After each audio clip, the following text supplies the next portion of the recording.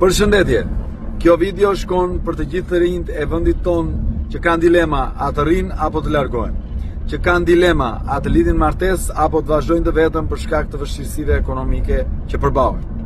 Ne në programin ton kemi disa pika.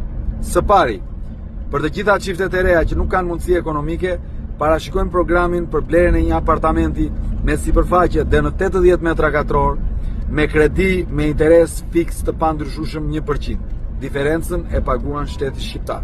Nuk ju duhet kolateral, garant do të jetë shteti shqiptar.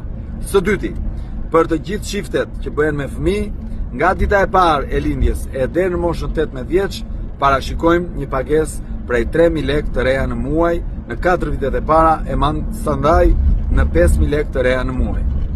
Dhe për të gjitha ato çiftet të reja që dëshirojnë të bëhen me fëmijë, por që nuk e kanë pasur mundësi për shkak të vështirësive shëndetësore, parashikojmë ndërtimin e qendrës kombëtare të fertilitetit, ku këto çiftet i marrin këto shërbime pa pagesë. Ju përshëndes.